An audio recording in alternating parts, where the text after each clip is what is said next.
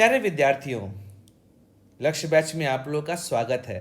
Basis की पाठशाला और एग्जाम में आप लोग के लिए यहाँ पर लाए हैं प्रैक्टिस बैच और आज सीडीपी का हमारा दूसरा प्रैक्टिस सेट है, जहाँ पर हम सॉल्व करेंगे विकास की अवधारणा से जुड़े हुए प्रश्न।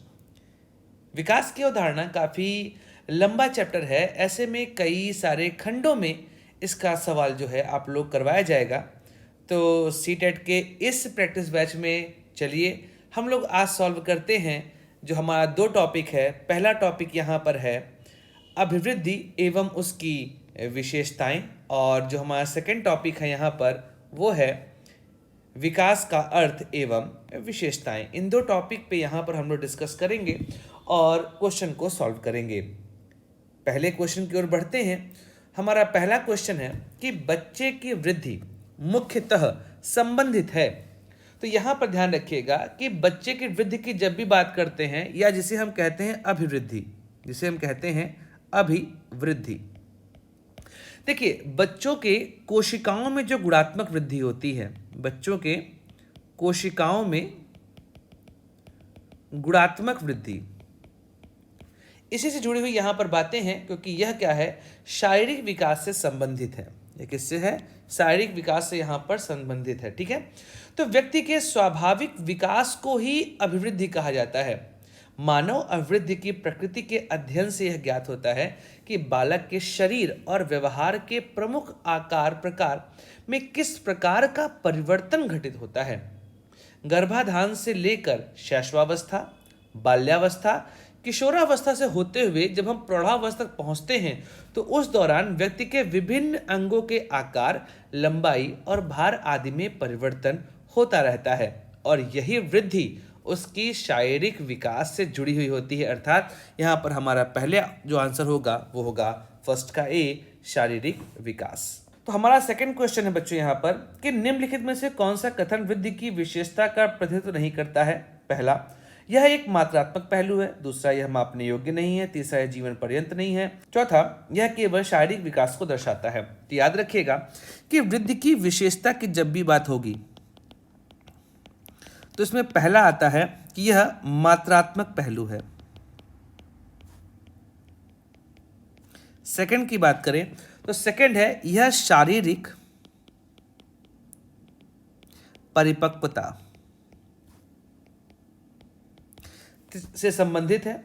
अगला, यह निश्चित आयु के पश्चात रुक जाती है। थर्ड है निश्चित आयु के बाद रुकना। और चौथे की बात करें तो यह व्यक्तिगत भेद के अनुसार होती है। चौथा जो होता है यह व्यक्तिगत भेद होता है। तो यहां पर हमारा जो ऑप्शन होगा वह बी हो जाएगा कि यह मापने योग्य नहीं है। ठीक है, थर्ड क्वेश्चन की तरफ बढ़ते हैं। थर्ड क्वेश्चन क्या है कि वृद्धि के बारे में क्या सही नहीं है। तो यहां पर ऑप्शन दिया हुआ है कि अभिवृद्धि शारीरिक होती है, अभिवृद्धि मात्रात्मक होती है, यह मापनीय होती है और यह जीवन पर्यंत चलने वाली प्रक्रिया है। देखिए यहां पर ध्यान रखिएगा कि अगर हम ग्रोथ और डेवलपमेंट को डिफाइन करें, ग्रोथ एंड डेवलपमेंट, तो ग्रोथ का मतलब होता है वृद्धि और डेवलपमेंट का मतलब होता है विकास। पहला याद रखिएगा कि वृद्धि हमेशा शारीरिक विषयों पर बात करती है, जबकि यह शारीरिक प्लस मानसिक होती है। सेकंड, यह मात्रात्मक रूप होती है और यह गुणात्मक होती है। अगला, यह मापनीय है, यह मापनीय नहीं है और यह निश्चित आयु तक होती है और यह जीवन पर्यंत होती है। तो यहां पर देखें क्या सही नहीं है। शारीरिक होती है, एकदम बात सही है तो आंसर नहीं होगा। मात्रात्मक होती है, बिल्कुल होती है, आंसर नहीं होगा। मापनीय है, बिल्कुल है, इसीलिए आंसर नहीं होगा। अभिवृद्धि जीवन पर्यंत चलने प्रक्रिया है तो आंसर हमारा ये होगा जी नहीं, ये जीवन पर्यंत नहीं चलती, यह निश्चित आयु के बाद रुक जाती है, जबकि विकास अर्थात डेवलपमेंट जो है वह जीवन पर्यंत चलता है। नेक्स्ट क्वेश्चन पे आते हैं। हमारा जो चौथा क्वेश्चन है और यहाँ से शुरू होता है विकास का अर्थ और विशेषताएं। तो यहाँ पर पहला क्वेश्चन है कि निम्न में से कौन सा कथन सत्य नहीं है। तो यहाँ पर सीखना व्यवहार परिवर्तन की एक प्रक्रिया है, वृद्धि एक जैविक प्रक्रिया है, विकास एक मात्रात्मक प्रक्रिया है और शिक्षा एक लक्ष्य उन्मुख प्रक्रिया है। ठीक है, तो यहाँ पर हमारा जो आंसर होगा कि विकास जो है वह मात्रात्मक नहीं है। अभी हमने पहली क्वेश्चन में पढ़ा कि विकास जो होती है वह गुणात्मक प्रक्रिया होती है। तो यहाँ देखिए क्या लिखा हुआ है कि विकास जो है वह मात्रात्मक प्रक्रिया है। जी हाँ, जो विकास है वह मात्रात्मक नहीं होती, वृद्धि जो है वह मात्रात्मक होती है। इसीलिए हमारा आंसर जो है वह यहाँ पर सी हो जाएगा।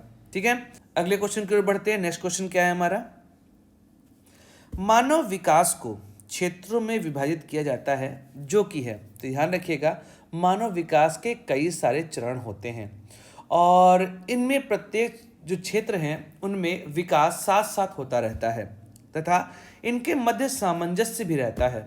यह एक दूसरे के पूरक के रूप में काम करते हैं। मानव विकास में सबसे महत्वपूर्ण होता है शारीरिक विकास। देखिए, अगर शारीरिक विकास नहीं होगा तो मानव कोई भी काम करने में सक्षम नहीं होगा। तो शारीरिक विकास जो है वो सबसे महत्वपूर्ण होता है। उसके बाद वह उस क्षेत्र के बारे में जानकारी लेकर उसे अपने संज्ञान में लाकर विचार करता है। तो अगला क्या होगा हमारा, संज्ञानात्मक है वह तत्व होता है।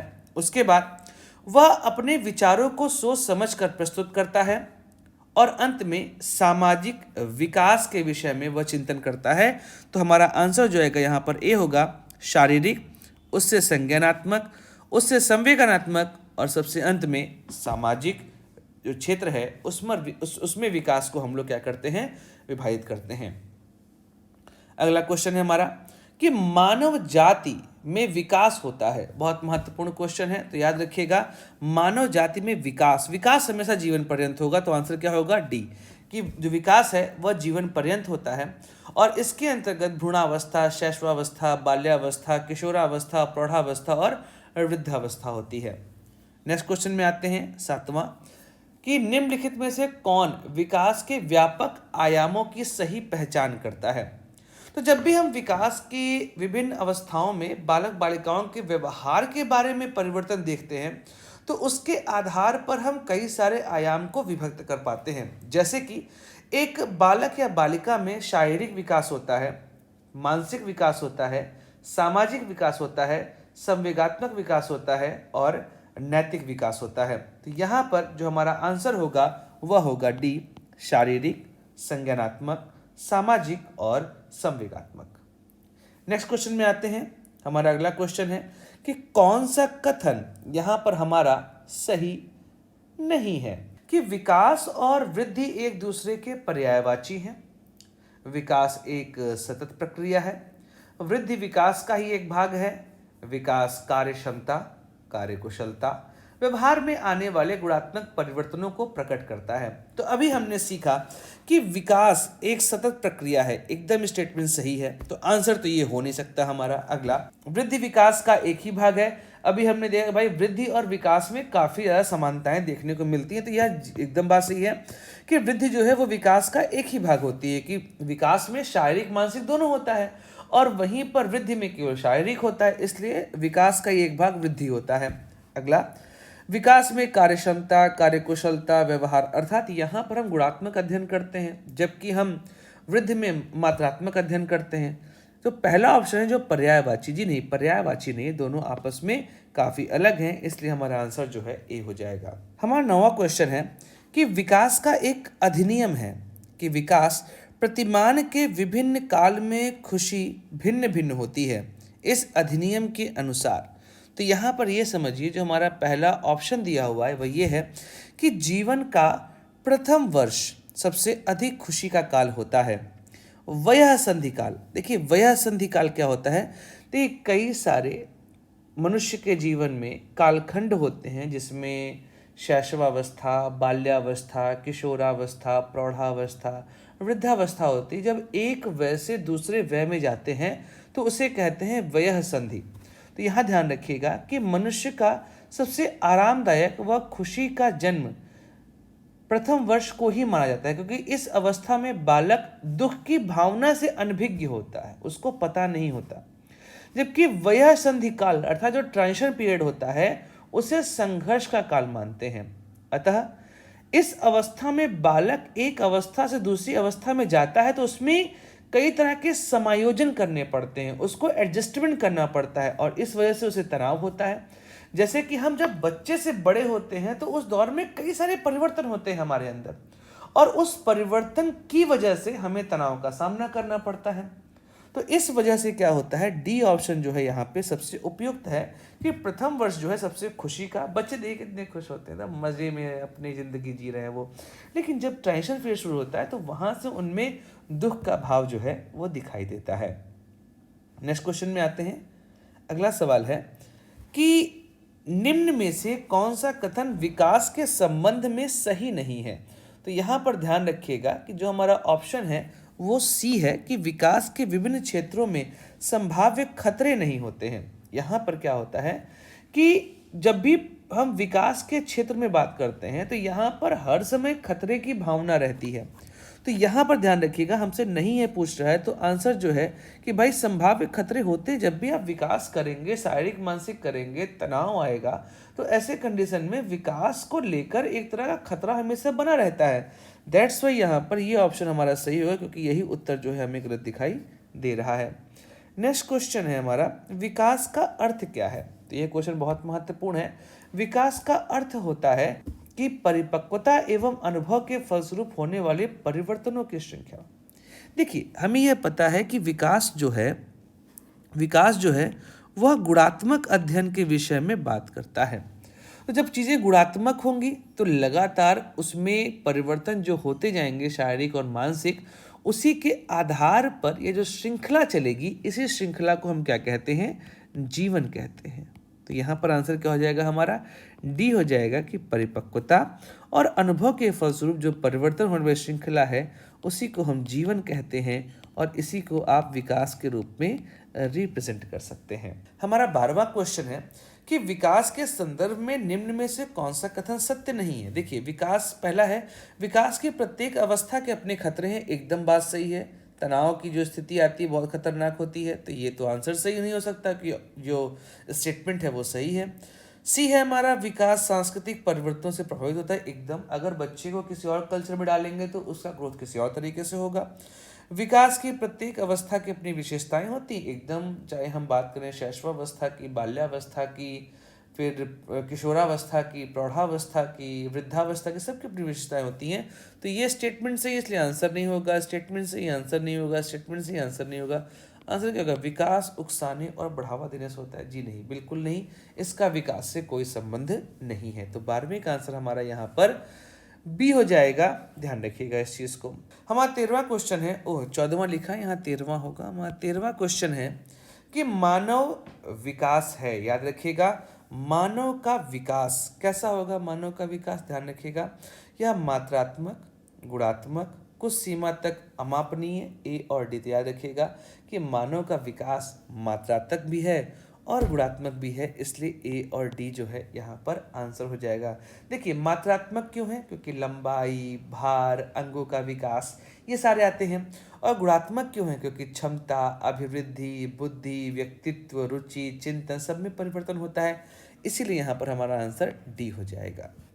अगले क्वेश्चन में आते हैं। हमारा 15वां क्वेश्चन है कि निम्नलिखित सूची में से बाल विकास में गुणात्मक परिवर्तन की पहचान करिए। गुणात्मक क्या होगा, जो गुण को बढ़ावा दे। तो वजन हो नहीं सकता, बाल हो नहीं सकता, दांत हो नहीं सकते। आंसर क्या होगा, दृष्टि। जी हाँ, आपकी दृष्टि जो होती है वह आपकी गुणात्मक क्षमता को बताती है। इसमें कई और चीजें आती हैं, जैसे सूझ, मानसिक योग्यता, क्षमता, ये सभी किसमें आएगा, गुणात्मक अध्ययन में। इसके विषय में हम लोग यहाँ पर चिंतन करते हैं। तो इसी के साथ हमारा आज का क्लास भी खत्म होता है।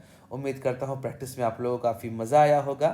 अगले क्लास में परिपक्वता का अर्थ और अधिगम से संबंधित जो सवाल हैं उसके विषय में चर्चा करेंगे। तब तक आप सीटेट के सभी प्रैक्टिस वीडियो के लिए सब्सक्राइब कर लें बेसिस की पाठशाला और एग्जामी को। लिंक आपको डिस्क्रिप्शन में दिया हुआ है। वीडियो को लाइक करिए, चैनल को सब्सक्राइब करिए, इस वीडियो को शेयर अवश्य करिए। मिलते हैं अगले क्लास में और बात करते हैं अगले एक चैप्टर की, जो है परिपक्वता का अर्थ।